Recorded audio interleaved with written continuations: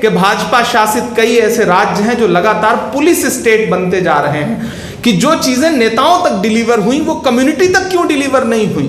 मंच पर बैठे हुए किसी भी नेता का कोई वजूद नहीं है अगर सामने ये भीड़ न बैठी हो, लेकिन माइनॉरिटी डिपार्टमेंट आपकी लड़ाई लड़ेगा और आला नेतृत्व के सामने जाके आपकी लड़ाई लड़ेगा, ये मेरा वादा है। क्योंकि गोट से हमेशा गांधी से डरता है। आप कभी अमित शाह जी का चेहरा देखिए, कभी जेपी नड्डा जी का देखिए और कभी नरेंद्र मोदी जी का देखिए। आपने दंगे झेले हैं, हमारी नस्लों ने तो बहुत सारे दंगे झेले हैं। आप अपना जख्म लेके आइए, मेरे पास मोहब्बत का मरहम है, मैं उसे लगाऊंगा। दोनों की तारीख उठा के देखिए, एक कोरोना में सांसें बांट रहा था, ऑक्सीजन बांट रहा था, और एक कोरोना में बेंगलोर में एक कोविड केयर सेंटर में जाकर के हिंदू मुसलमान की लिस्ट चेक कर रहा था, क्योंकि इनके मंसूबे बहुत खतरनाक हैं। देखिए, देश बहुत मुश्किल दौर से गुजर रहा है, बहुत मुश्किल दौर से गुजर रहा है। हमें ये बात समझनी पड़ेगी। ये लड़ाई छोटी लड़ाई नहीं है। हमसे पहले सामने बैठे हुए तमाम हमारे बुजुर्गों ने, हमारे बड़ों ने ये बात कही भी है। देखिए, एक बात दिल में बिठा के जाइएगा कि दुनिया के किसी भी देश में जब भी डेमोक्रेसी कमजोर होगी, जमहूरियत कमजोर होगी, लोकतंत्र कमजोर होगा, तो जो सबसे पहली चोट पड़ेगी वो माइनॉरिटीज को पड़ेगी, वो अल्पसंख्यकों को पड़ेगी। ये एक ऐसी सच्चाई है जिसे अपने दिल में बिठा लीजिए। और आप खुद महसूस कर रहे होंगे कि पिछले 7-8 साल में आप लोकतंत्र को हर दिन कमजोर होते हुए देख रहे हैं। आप ये महसूस कर रहे होंगे कि भाजपा शासित कई ऐसे राज्य हैं जो लगातार पुलिस स्टेट बनते जा रहे हैं। आप महसूस कर रहे होंगे कि अल्पसंख्यकों पर तमाम कई ऐसे राज्य हैं जहां पर अत्याचार हो रहे हैं और उनकी सुनवाई करने वाला कोई नहीं है। बात किससे कहा जाए, किसके सामने जाके अपना दर्द रखा जाए, ये एक सच्चाई है, इससे इनकार नहीं किया जा सकता। अब विकल्प क्या है, कैसे इसका हल निकलेगा? आज शायद इसीलिए हम यहां बैठे हैं, इसीलिए हमने एक पहल शुरू की। मैं जिस कम्युनिटी से आता हूं और आप जिस कम्युनिटी से आते हैं, कमोबेश हमारे दर्द एक जैसे हैं। नेताजी जिस कम्युनिटी से आती हैं, लगभग अब हमारी जमात में वो भी शामिल हैं, यानी जो दर्द का पैमाना है वो लगभग तीनों कम्युनिटीज़ का बराबर होता जा रहा है। हम निशाने पर हैं। आप सबने बहुत सारी बात कही कि प्रतिनिधित्व तो नहीं मिला। जब मैं अपने समाज के बीच में जाता हूं तो यही शिकायतें लगभग वहां भी हैं कि हमें प्रतिनिधित्व तो नहीं मिला। लेकिन अगर मैं थोड़ा सा ईमानदार हो जाऊं और थोड़ी सी अपनी जानकारी बढ़ाऊं तो मैं ये पाता हूं कि वो कांग्रेस ही है जिसने डॉक्टर जाकिर हुसैन को इस देश का राष्ट्रपति बनाया। मैं अगर ईमानदारी से बोलूं तो वो कांग्रेस ही है जिसने ज्ञानी जैल साहब को इस देश का राष्ट्रपति बनाया, जो देश का सर्वोच्च पद है, इसमें कोई दो राय नहीं। अगर मैं थोड़ा सा ईमानदार हो जाऊं तो मैं ये पाता हूं कि फखरुद्दीन अली अहमद साहब को कांग्रेस ने इस देश का राष्ट्रपति बनाया। मैं अगर और थोड़ा सा ईमानदार हो जाऊं तो मैं ये पाता हूं कि एंटोनी साहब को कांग्रेस ने इस देश का डिफेंस मिनिस्टर बनाया। मैं थोड़ा सा और ईमानदार हो जाऊं तो मैं ये पाता हूं कि ऑस्कर फर्नांडीज साहब को कांग्रेस पार्टी ने कितनी बड़ी ताकत दी जब भी सत्ता रही तो। अगर मैं थोड़ा सा और ईमानदार हो जाऊं तो मैं ये पाता हूं कि जब देश बंट रहा था उस तरफ से सदाएं आ रही थी कि इधर चले आओ, तुम्हारा मुल्क ये है, और इधर लाश लाश लहू लहू का मंजर था। ऐसे में भी कांग्रेस पार्टी ने, यानी कि पंडित जवाहरलाल नेहरू जी आगे बढ़े और उन्होंने मौलाना आजाद को अपने सीने से लगाया और उन्हें अपनी पहली कैबिनेट में शिक्षा मंत्री बनाया। अगर मैं थोड़ा और ईमानदार हो जाऊं तो मैं ये पाता हूं कि वो कांग्रेस ही है जिसने इस देश का जो सबसे बड़ा पद है, जिसे संवैधानिक तौर पर माना जाए तो सबसे ताकतवर वाला पद है प्रधानमंत्री का, डॉक्टर मनमोहन सिंह साहब को इस देश का प्रधानमंत्री बनाया। मैं थोड़ा सा और ईमानदार हो जाऊं, आजकल कई सारे लोग घूमते हैं कि मुख्यमंत्री नहीं बनाते, उप मुख्यमंत्री का पद चाहिए। मैं उंगलियों पे गिनाने पे आऊं तो सैयदा अनवरा तैमूर को असम का मुख्यमंत्री बनाया, बरकतुल्लाह साहब को राजस्थान का मुख्यमंत्री बनाया, अब्दुल गफूर साहब को बिहार का मुख्यमंत्री बनाया, अब्दुल रहमान अंतुले को महाराष्ट्र का मुख्यमंत्री बनाया। मैं पंजाब से बाहर निकल करके भी अगर आपसे बात करूं तो आप ये पाएंगे कि प्रतिनिधित्व रहा है, ऐसी बात नहीं कि प्रतिनिधित्व नहीं रहा। बूटा सिंह साहब का नाम कौन भूल सकता है। मौजूदा समय में भी केटीएस तुलसी साहब राज्यसभा में है, कांग्रेस पार्टी की ही तरफ से, आप इस बात को जानते हैं। प्रतिनिधित्व रहा है। अब बात ये आती है कि वो प्रतिनिधित्व और इतना सब होने के बावजूद कम्युनिटी असंतुष्ट क्यों है।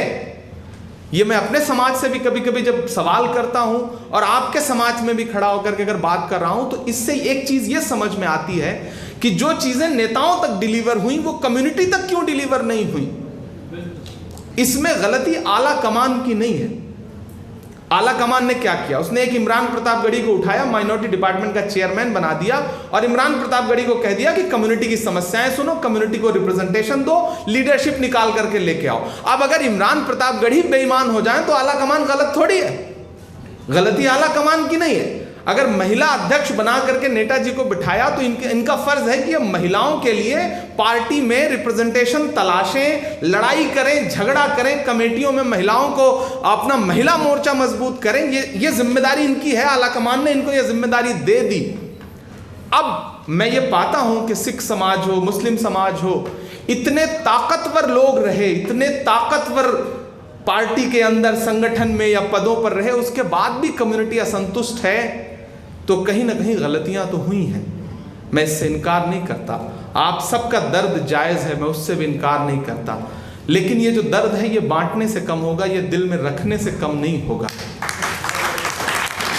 आज शुरुआत मैंने इसीलिए की कि आप आए और मैं आपकी बात सुनूं। बहुत सारे साथी ऐसे हैं जिन्हें लगता है कि उन्हें सुना ही नहीं जा रहा है, उनकी बात पार्टी का शीर्ष नेतृत्व न सुन रहा है, न उस तक बात पहुंच रही है। मैं पिछले दिनों जब राहुल गांधी जी से मिला बनने के बाद, तो मैंने उनसे कहा, मैंने कहा सर मैं एक नई शुरुआत करने चल रहा हूं। तो उन्होंने कहा क्या? मैंने कहा मैं अलग अलग समाज के लोगों से बैठ के बात करना चाहता हूं और वो सिलसिला मैं रोकूंगा नहीं, उसे सिर्फ मैं दिल्ली में नहीं करूंगा, उसे मैं हर प्रदेश स्तर तक ले जाऊंगा। मेरी कोशिश होगी कि उसे जिले स्तर तक ले जाऊं। तो उन्होंने मुझसे कहा कि तुम्हें पूरी छूट है, जाओ इस तरह का कार्यक्रम करो, मेरी तरफ से जो सहयोग चाहिए वो बताना मुझे। ये है हमारी लीडरशिप, कितनी ईमानदारी से इस देश में डेमोक्रेसी को, संविधान को बचाने के लिए जो मेहनत इस वक्त राहुल गांधी जी, प्रियंका गांधी जी, सोनिया जी कर रहे हैं, आप खुद इस बात को मानते हैं। आपके दिल के कोने में कहीं ना कहीं, आप कांग्रेसी हो या ना हो, तब भी इस देश का हर अच्छा इंसान, अमन पसंद इंसान ये मानता है कि कांग्रेस ही इस देश को आगे ले जा सकती है।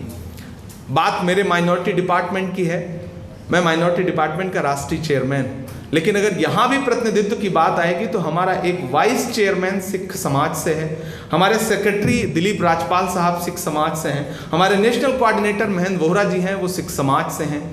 तो हमारे इस विभाग में भी रिप्रेजेंटेशन है, लेकिन मैं इसे और बढ़ाना चाहता हूं। मेरा मकसद आपसे खाली बातचीत करना नहीं है, जबानी जमा खर्च वाली बात नहीं है, मैं रिप्रेजेंटेशन बढ़ाना चाह रहा हूं। और मैं लगभग हर प्रदेश के अपने प्रदेश चेयरमैनों से यह कह रहा हूं कि आप जिस समुदाय से हैं उसके बाद कोशिश करिए कि आपकी टीम में हर जिलेवार स्तर पर सिख समाज, जैन समाज, पारसी समाज है नहीं तो बौद्ध समाज, सबका रिप्रेजेंटेशन दीजिए, लोगों को लाइए। हम राजनीति में क्यों हैं?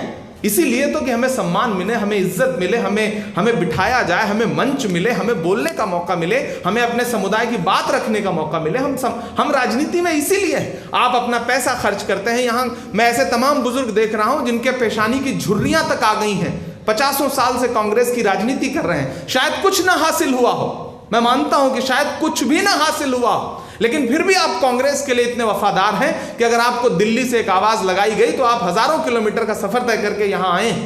तो सबसे पहले तो मैं आपको सलाम करता हूं, आप हैं तो कांग्रेस हैं, हमारा कोई वजूद नहीं है आपके बिना, पार्टी का कोई वजूद नहीं है आपके बिना, मंच पर बैठे हुए किसी भी नेता का कोई वजूद नहीं है अगर सामने ये भीड़ न बैठी हो। अगर आप लोग ना हो तो हमारा कोई वजूद नहीं है। मैं आपको सलाम भी करता हूं, आपका सम्मान भी करता हूं और आपसे इतना कह रहा हूं कि अब तक जो हुआ है वो हुआ, हमारे विभाग में अब ये नहीं होगा। हमारे विभाग में जिलेवार, राज्यवार आपको सम्मान मिलेगा, आपको प्रतिनिधित्व मिलेगा और जिला कमेटियों में भी, मेन बॉडी में भी अगर आपको ये लगता है कि आपको सम्मान नहीं मिल रहा है तो मेरा दरवाजा खुला है। AICC में मेरा ऑफिस है। आप सारे लोग, मैं पिछले 4 महीने से, लगभग 3.5-4 महीने हो गए, आप सारे लोग जो आते हैं AICC वो इस बात के गवाह हैं कि मैंने अपना दरवाज़ा खोल रखा है, मुझसे मिलने के लिए आपको अपॉइंटमेंट लेने की ज़रूरत नहीं है, आप सीधे आइए, आप मुझे बताइए कि छत्तीसगढ़ के फला ज़िले में मेन बॉडी में सिखों का रिप्रेजेंटेशन नहीं है। मैं आपसे वादा कर रहा हूं, मैं प्रदेश अध्यक्ष से भी बात करूंगा, मुझे ज़रूरत पड़ेगी तो मैं जिला अध्यक्ष से भी बात करूंगा, लड़ूंगा आपके लिए। और वहां मेरी बात नहीं सुनी जाएगी तो मैं अपने आला कमान से बात करूंगा, मैं राहुल जी से बात करूंगा, मैं प्रियंका जी से बात करूंगा। ये मैं आपसे वादा कर रहा हूं। यहाँ आशीष दुआ जी बैठे हैं, आप भी आप सोचिए कि आप भी एक बहुत महत्वपूर्ण प्रदेश में बतौर सा प्रभारी लगे हुए हैं और एआईसीसी में बतौर सेक्रेटरी हैं। एआईसीसी में आपका एक कमरा है, आप उन तक भी समस्याएं लेकर आइए। मुझे कभी कभी लगता है कि वो जो एक बात आई थी बीच में कि कम्युनिकेशन गैप है, संवाद नहीं है, आपसी बातचीत नहीं है।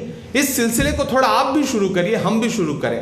अभी किसी साथी ने 2-3 बातें कही थी कि हमारे जितने प्रमुख पर्व होते हैं उस पर कोई आला कमान के तरफ से बधाई संदेश नहीं आता। देखिए मेरे भाई, वक्त ऐसा आ गया है कि चारों तरफ से इतनी ज्यादा खबरें हैं, इतना ज्यादा इंफॉर्मेशन है, इतना ज्यादा कुछ उत्सव है या इतना ज्यादा कुछ दुख है कि सोशल मीडिया एक बहुत बड़ा जरिया बन गया है। ऐसे में कभी कभी आपको अपनी बात डलवाने के लिए लड़ना पड़ता है। हमारे समाज के एक बड़े मौलाना का एक दिन इंतकाल हुआ। मैं असम चुनाव में था उस दिन, तो मुझे लगातार फोन आने लगे कि इतने बड़े मौलाना और मुस्लिम पर्सनल लॉ बोर्ड के बड़े जिम्मेदार आदमी, आप राहुल जी से बात करिए कि इस पर ट्वीट करें। वो समाज उम्मीद करता है अगर आप किसी अहम जगह पर हैं। मैं असम में सुदूर अंचल में था, मेरा नेटवर्क भी नहीं आ रहा था। मैंने मैसेज किया उनकी टीम के सदस्यों को, मैंने दीदी के टीम के सदस्यों को मैसेज किया और मुझे खुशी थी कि जब मैं नेटवर्क में प्रॉपर आया और ट्विटर चलने लगा तो मैंने देखा कि राहुल जी की यहाँ से भी शोक संदेश जो है वो ट्विटर पे जा चुका था और प्रियंका जी के यहाँ से भी। आला कमान बहुत ईमानदार है। कभी कभी होता है कि आपकी बात नहीं पहुँच पाती या सही माध्यम से बात नहीं पहुँच पाती और ऐसे में हम सारा ठीकरा फोड़ देते हैं कि नेतृत्व नहीं चाहता। नेतृत्व क्यों नहीं चाहेगा? नेतृत्व ने तो ऐसे मुश्किल हालात में भी तमाम ऐसे मुद्दे हैं हमारे आपके जिन पर लड़ने पर उनका राजनीतिक नुकसान हो रहा था, वोट का नुकसान हो रहा था, लेकिन हमारे नेतृत्व ने कभी ये नहीं सोचा कि नफा और नुकसान क्या होता है। उन्होंने संविधान की राजनीति की, उन्होंने संविधान को आगे ले जाने की राजनीति की। बहुत सारे लोग बीच में छोड़ के चले गए, बहुत सारे लोग ऐसे आए जिनको पार्टी ने सब कुछ दे दिया लेकिन वो छोड़ के चले गए। मुझसे किसी मीडिया के साथी ने सवाल किया, ये छोड़ के चले गए, वो छोड़ के चले गए, आप क्या कहते हैं इस पर? मैंने कहा उनका सवाल हमसे मत पूछिए। जिनको पाल पोस के कांग्रेस पार्टी ने बड़ा किया, अगर वो चले गए तो उनका सवाल हमसे मत पूछिए, उनसे पूछिए। अगर बेटा बाप को छोड़ के चला जाए तो गलती बाप की नहीं होती है, बेटे की होती है। और राहुल जी जो लड़ाई आरएसएस की विचारधारा के खिलाफ लड़ रहे हैं, भाजपा की विचारधारा के खिलाफ लड़ रहे हैं, वो लड़ाई बहुत मुश्किल है। कांटे गुल के साथ नहीं चल सकते हैं, बुज़दिल खुल के साथ नहीं चल सकते हैं। रास्ते में जो छोड़ गया उसे जाने दो, सब राहुल के साथ नहीं चल सकते हैं। ये लड़ाई बहुत बड़ी है, हमें इस बात को समझना पड़ेगा। किसी मेरठ के साथी ने, मेरठ कैंट के साथी ने कहा है टिकट की बात कि मैं 4 बार से मांग रहा हूं, मुझे टिकट नहीं मिला। मैं प्रदेश इलेक्शन कमेटी में हूं, मैं उसका एक जिम्मेदार सदस्य हूं। मैं आपसे वादा कर रहा हूं, पार्टी सर्वे करवा रही है, आप सर्वे में नीचे से अपना नाम भिजवाइए, आवेदन आपने कर ही दिया होगा। मैं आपसे वादा कर रहा हूं कि उस कमेटी में आपके लिए पहली लड़ाई इमरान प्रतापगढ़ी लड़ेगा, ये मेरा वादा है। मैं चाहता तो इस कार्यक्रम में आईसीसी के कई बड़े जिम्मेदार और जनरल सेक्रेटरीज बुलाए जा सकते थे, लेकिन मैं चाहता था कि मैं बैठूं, आप बैठें। मैं जानता था आपके दिल में बड़ी भड़ास है, कुछ बातें ऐसे भी निकलेंगी जो महफिलों की नहीं होंगी, घर के बातचीत की होंगी। आप भी बात कर रहे थे तो कभी कड़वे हो गए, तो मैं नहीं चाहता था कि और बड़े लोग आकर के बैठें तो उनके सामने पहली बार में ही कड़वाहट निकल के आ जाए। मैं आपसे पहली बार मिल लिया, अब अगली बार महेंद्र जी मैं आपको एक जिम्मेदारी देता हूं, विभाग की तरफ से एक बड़ा कन्वेंशन करिए, कम से कम देश भर से 1000 सिख भाई इकट्ठे हों और उसमें हम टॉप लीडरशिप ला करके बिठाएंगे, ये हमारी कोशिश रहेगी। और फिर उनके सामने हम अपनी बात रखें। देखिए राजनीति जो है ना, वो संख्या पे बहुत निर्भर करती है, ताकत पर बहुत निर्भर करती है। सम्मान चाहिए, टिकट चाहिए, हर वफा जिंदे जावेद नहीं होती है, दिल का हर जख्म कहीं दिल का कमल बनता है। जब शहंशाह भी हो, इश्क भी हो, दौलत भी, तब कहीं जाके कोई ताजमहल बनता है। तो टिकट के लिए सिर्फ सरदार या सिर्फ मुसलमान होना ही बहुत कुछ नहीं है। टिकट के लिए बहुत सारी चीज़ें लगती हैं, बहुत सारी चीज़ें, आप जानते हैं इस बात को। और ये भी देखा जाएगा कि संख्या कितनी है, ये भी देखा जाएगा कि आपका सामर्थ्य क्या है, ये भी देखा जाएगा कि आप जीत पाएंगे या नहीं जीत पाएंगे, ये भी देखा जाएगा कि वहाँ बाकी कास्ट का जो है वो इक्वेशन क्या है। बहुत सारी चीज़ें जुड़ती हैं। लेकिन ये मेरा वादा है, यहाँ खड़ा होकर के ऑन रिकॉर्ड ये बात कह रहा हूँ, आप महसूस करते हैं किसी भी राज्य में कि आपका हक बनता है, जायज़ हक, तो कोई आपकी लड़ाई लड़े ना लड़े, लेकिन माइनॉरिटी डिपार्टमेंट आपकी लड़ाई लड़ेगा और आला नेतृत्व के सामने जाके आपकी लड़ाई लड़ेगा। ये मेरा वादा है। आपको क्या लगता है गांधी परिवार से भाजपा इतना क्यों डरती है? कभी आप सोचते हैं कि एक राहुल गांधी के खिलाफ पूरी भाजपा की ट्रोल आर्मी पिछले 7 साल से अरबों रुपया खर्च करके उनकी छवि बिगाड़ने की कोशिश कर रही है? आखिर क्यों? कभी आप सोचते हैं? सत्ता में हैं, प्रचंड बहुमत के साथ सत्ता में हैं, फिर भी राहुल जी के खिलाफ उनकी ट्रोलिंग कम नहीं है, इमेज खराब करने की कोई साजिश आज भी कम नहीं हुई है। क्यों? क्योंकि गोडसे हमेशा गांधी से डरता है, हमेशा डरता है।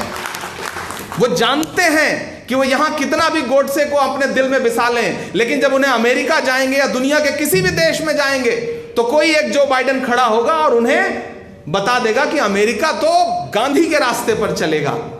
उन्हें यह बता देगा कि देश, दुनिया गोडसे और सावरकर के विचारों से नहीं चलेगी, गांधी के विचारों से चलेगी। वो इसलिए डरते हैं। इसीलिए समाज को बांटने के लिए, अलग अलग तरह से नफरत फैलाने के लिए वो बहुत सारी कोशिशें करते हैं। उन साजिशों को हमें समझना पड़ेगा। और सिर्फ यहां ही एकजुट मत दिखिए। यहाँ छत्तीसगढ़ के साथी आए होंगे, यहाँ झारखंड के साथी हैं, मध्य प्रदेश के साथी हैं, पंजाब के हैं, उत्तर प्रदेश के हैं और सुदूर अंचल कई राज्यों के लोग हैं। सिर्फ यहाँ एकजुट मत दिखिए, ग्राउंड पर भी अपने लोगों के साथ खड़े होइए, दिखिए। अगर एक समाज पे कहीं जुल्म होता हुआ दिखे तो आप आगे बढ़ के उसके साथ खड़े होइए। ये अपील हम सबको अपने इलाकों में करनी पड़ेगी। कांग्रेस की पूंजी क्या है? मोहब्बत, एकजुटता, सौहार्द, प्यार, भाईचारा, ये कांग्रेस की पूंजी है। देश हमें कहां मिला था 1947 में? आज ये 2-2 दिन के बच्चे जो है वो सवाल करते हैं कि कांग्रेस ने 70 साल में क्या दिया, कांग्रेस ने क्या दिया। तो दरअसल वो कांग्रेस को बुरा नहीं कह रहे हैं, वो दरअसल अपने बाप दादा की परवरिश को भी बुरा कह रहे हैं, वो अपने वालिदैन को भी बुरा कह रहे हैं कि कांग्रेस ने क्या दिया, मतलब तुमने क्या दिया। क्योंकि एक वक्त तो इस देश में हर व्यक्ति कांग्रेसी था, हर व्यक्ति कांग्रेस की विचारधारा का था लगभग। ऐसे में अगर उनके वालिदैन ने, उनके दादा ने, उनके नाना ने, उनकी नानी ने, उनकी दादी ने, उनके पिताजी ने, उनकी माताजी ने कांग्रेस को वोट दिया था, तो जब वो ये कहते हैं कि कांग्रेस ने 70 साल में क्या दिया, तो दरअसल वो सिर्फ कांग्रेस परिवार को बुरा नहीं कह रहे होते हैं, वो अपने वालिदैन और उनकी चॉइस को भी बुरा कह रहे होते हैं। ये जमीन तब भी निगल लेने को आमादा थी, पांव जब टूटती शाखों से उतारे हमने। वो जो 1947 का हिंदुस्तान था, कभी सोचिएगा कि वो हिंदुस्तान हमें कहां मिला था। पंडित नेहरू जी को वो हिंदुस्तान कहां मिला था, और पंडित नेहरू जी ने आज उस हिंदुस्तान को वहां से सफर करके जो आज यहां तक पहुंचा है, किन परिस्थितियों में वहां से निकाला होगा। ये जमीन तब भी निगल लेने को आमादा थी, पांव जब टूटती शाखों से उतारे हमने। हाथ ढलते गए सांचे में तो थकते कैसे, नक्श के बाद नए नक्श निखारे हमने। कि ये दीवार बुलंद और बुलंद और बुलंद, बामोदर और जरा और संवारे हमने। आंधियां तोड़ लिया करती थी शम्मों की लवें, जड़ दिए इसलिए बिजली के सितारे हमने। आज की रात बहुत गर्म हवा चलती है, आज की रात ना फुटपाथ पे नींद आएगी। सब उठें, मैं भी उठूं, तुम भी उठो, तुम भी उठो, कोई खिड़की इसी दीवार में खुल जाएगी। ये एक मुश्किल वक्त है, ये एक मुश्किल वक्त है, लेकिन मायूस होने से काम नहीं चलेगा। कि आप राहुल गांधी की दिन भर ट्रोलिंग होते हुए देखते हैं, लेकिन राहुल जी को मुस्कुराते हुए आपने कभी देखा है कि उनकी सेहत पर कोई फर्क पड़ता हो? वो उसी तरह उनके चेहरे पे एक अजीब सी नूरानियत है, एक अजीब सा तेज है। और उसके उलट आप कभी अमित शाह जी का चेहरा देखिए, कभी जेपी नड्डा जी का देखिए, और कभी नरेंद्र मोदी जी का देखिए। देखिए, बच्चा जब तक रोता नहीं, माँ तब तक दूध नहीं पिलाती है। ये हम बचपन से ये कहावत सुनते आ रहे हैं। तो अपनी चीज़ों के लिए हमें जो है वो बोलना तो पड़ेगा। ख्वाब देखो, कोई ख्वाहिश तो करो, ख्वाब देखो कोई ख्वाहिश तो करो, जीना आसान है कोशिश तो करो। लोग मरहम भी लगाएंगे तुम्हें, पहले जख्मों की नुमाइश तो करो। अपने जख्म दिखाओ तो, अपनी बात बताओ तो, कहो तो, चीखो चिल्लाओ, लेकिन बोलो अपनी बात। और एक जो बात आज मैं, ये बहुत चूंकि पारिवारिक मीटिंग है इसलिए मैं कहना चाहता हूं, जब भी सिख समाज की तरफ सोचा जाता है या बात करने से लोग कभी कभी मुझे लगता है कि डरते हैं। मैं महन से पहली बार बात कर रहा था कि हम सिख समाज की मीटिंग करें तो सवाल सबसे बड़ा कौन आएगा, तो इन्होंने कहा कि इमरान भाई जो सबसे बड़ा सवाल आएगा सर वो ये होगा कि 1984, इसलिए लोग बचते हैं इस पे बात करने से। देखिए ये बात कहते हुए मेरे रोंगटे खड़े हैं। मैं शायर आदमी हूँ, मैं दिल से बात करता हूँ, मैं दिमाग से बात नहीं करता। मैं सियासत में भी इसलिए आया क्योंकि मुझे हाशिए पर जो लोग मौजूद हैं उनकी लड़ाई लड़नी थी। मैं यहाँ खड़ा होकर आपसे एक बात कह रहा हूँ कि हमारे आपके दर्द लगभग एक जैसे हैं। आपने दंगे झेले हैं, हमारी नस्लों ने तो बहुत सारे दंगे झेले हैं, बहुत सारे। हम गिनाने पे आए तो हमारी उंगलियां खत्म हो जाएंगी और सिलसिला खत्म नहीं होगा। एक दर्द वाला दूसरे दर्द वाले के दर्द को ज़्यादा बेहतर समझ सकता है। जब हमारे आपके सामने कोई ज़्यादा, जैसे हमें लगता है ना कि हम बहुत गरीब हैं, हमें ईश्वर ने बहुत सारे संसाधन नहीं दिए, लेकिन हम अगले पल किसी अपने से गरीब इंसान को देखते हैं या हम किसी अपने से कमतर इंसान या परेशान इंसान को देखते हैं तो हमें अपनी परेशानी छोटी लगने लगती है। तो मैं आपके सामने खड़ा होकर ये कह रहा हूँ कि आपके दिल में जो जख्म है, जो दर्द है, उससे कई ज़्यादा गुना दर्द एक और समाज है जिसमें है। लेकिन माजी का मातम करने से मुस्तकबिल बेहतर नहीं बनता है। यानी जो बीत चुका है हम उसका मातम करते रहेंगे तो आने वाला कल जो बहुत ख़राब होने की अंदेशे में है वो और ख़राब होता चला जाएगा। मैं माइनॉरिटी डिपार्टमेंट की चीफ की हैसियत से एक बात आपसे कहता हूँ, आप अपना ज़ख्म लेके आइए, मेरे पास मोहब्बत का मरहम है, मैं उसे लगाऊंगा और मिलजुल करके एक नया हिंदुस्तान बनाने के लिए, एक नया भारत बनाने के लिए, एक नई कांग्रेस बनाने के लिए आगे बढ़ते हैं। ये वो कांग्रेस नहीं है, ये राहुल गांधी जी की कांग्रेस है, ये प्रियंका गांधी जी की कांग्रेस है, ये सोनिया जी की कांग्रेस है, ये बदली हुई कांग्रेस है, ये नौजवान पीढ़ी की नई कांग्रेस है। ये वो कांग्रेस है कि मुझसे मीडिया के साथियों ने कहा कि कोरोना काल में आप लोग क्या कर रहे थे, राहुल जी क्या कर रहे थे, तो मैंने उनसे कहा कि मैं सिर्फ एक उदाहरण दे रहा हूँ। भारतीय जनता पार्टी के यूथ ब्रिगेड का जो अध्यक्ष है, जो यूथ मोर्चा का अध्यक्ष है, उसका नाम है तेजस्वी सूर्या, और हमारा जो यूथ का अध्यक्ष है उसका नाम है श्रीनिवास। दोनों की तारीख उठा के देखिए, एक कोरोना में सांसें बांट रहा था, ऑक्सीजन बांट रहा था, और एक कोरोना में बेंगलोर में एक कोविड केयर सेंटर में जाकर के हिंदू मुसलमान की लिस्ट चेक कर रहा था।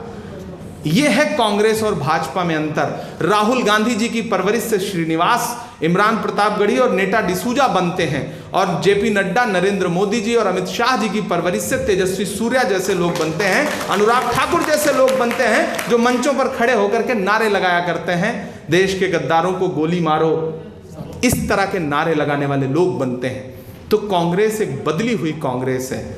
आइए इस नई लड़ाई में, इस नए निर्माण में हमारे सहयोगी बनिए, हमारे साथ चलिए, क्योंकि जब जब डेमोक्रेसी कमज़ोर होगी, संविधान कमज़ोर होगा, कॉन्स्टिट्यूशन कमज़ोर होगा, तो मेरे भाई जो पहली चोट और बड़ी चोट पड़ेगी वो हमको आपको पड़ेगी। इसलिए बहुत सारी चीज़ें हैं, और परिवार जब 70 साल पुराना हो, 75 साल पुराना हो, तो बहुत सारी कुछ ऐसी चीज़ें होती हैं जिन्हें खुद कभी कभी लगता है कि हाँ ये गलत हुआ, ये नहीं होना चाहिए था।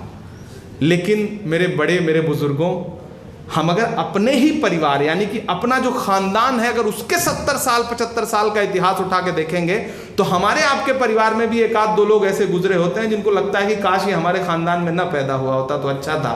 हमको आपको भी लगता है। बहुत बड़ा जब परिवार होता है तो ऐसा होता है कभी कभी, लेकिन हमें छोटी छोटी चीज़ें जो कि शायद बहुत बड़ी भी हैं, मैं उससे इनकार नहीं करता, हमें वो नज़रअंदाज करनी पड़ेगी आने वाली नस्लों के लिए, अपने बच्चों के लिए, उनके भविष्य के लिए, उनके फ्यूचर के लिए, क्योंकि इनके मंसूबे बहुत खतरनाक हैं। आपके सम्मान के लिए जो पहली लड़ाई लड़नी पड़ेगी वो सबसे पहले मैं लड़ूंगा। मैं जब तक इस पद पर हूं, मैं आपसे वादा कर रहा हूं कि आपके साथ रत्ती भर भी कहीं भी भेदभाव नहीं होगा, आपको सम्मान मिलेगा, ये मेरा वादा है और इसकी शुरुआत मैं अपने विभाग से करूंगा। नेशनल दस्तक की आपसे गुजारिश है कि अगर इसको बचाना चाहते हैं तो नेशनल दस्तक को सब्सक्राइब करने के लिए रेड कलर के सब्सक्राइब बटन को दबाएं, फिर बेल आइकन की घंटी दबाएं। नेशनल दस्तक को बचाने के लिए बहुत जरूरी है कि हर खबर को शेयर करें, लाइक करें, कमेंट जरूर करें।